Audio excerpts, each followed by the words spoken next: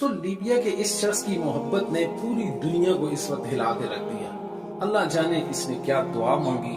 اس کی محبت میں وہ کیا چاشنی تھی کہ اللہ کی طرف سے بھی اسے بلاوا آ گیا اور پوری دنیا ہل کے رہ گئی۔ اس شخص کی محبت نے یقین کریں کہ ہزاروں اور لاکھوں دلوں کے اندر جو امید کی شمع لیے ہوئے تھے وہ روشن کر دی۔ وہ لوگ جو دور دراز مدینے نہیں جا سکتے تھے، مکہ نہیں جا سکتے تھے، بیت اللہ کی زیارت نہیں کر سکتے تھے، ان کے دلوں کے اندر بھی شمع روشن کر دی کہ اگر تمہارے دل میں محبت سچی ہو، ایمان سچا ہو، تمہاری جو ہے نا وہ دل کی کیفیات سچی ہو، تو اللہ بلا ہی لیتا ہے۔ کہ وہ بندہ جو لیبیا کا آیا اور لیبیا سے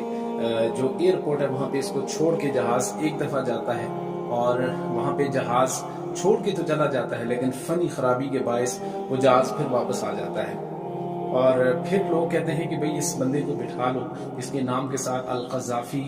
المعمر القذافی کا نام تھا عامر کے ساتھ، اس وجہ سے انہوں نے اس کو سائڈ پہ کر دیا کہ نہیں ہم آپ کو نہیں لے کے جا سکتے۔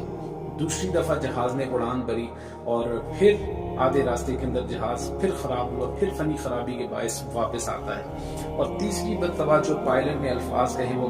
کہنے لگا کہ آئی سوئر کہ آئی ول فلائی ود عامر، اس نے کہا کہ اب عامر کے بغیر میں دوبارہ فلائی نہیں کروں گا اور اس کو لازمی میں بٹھاؤں گا، اور یوں تیسری مرتبہ اس بندے کو بٹھایا گیا اور وہ جہاز بغیر کسی فنی خرابی کے اپنی منزل کی طرف پہنچ گیا۔ اب پوری دنیا کے اندر یہ بندہ وائرل بھی ہو چکا ہے، اللہ کے دربار کی حاضری بھی اس کو مل چکی ہے، اور میں دعا کرتا ہوں کہ اللہ تعالی ہم سب کے دلوں کے اندر یہ محبت ہم سب کو نصیب فرمائے۔ السلام علیکم ورحمۃ اللہ وبرکاتہ۔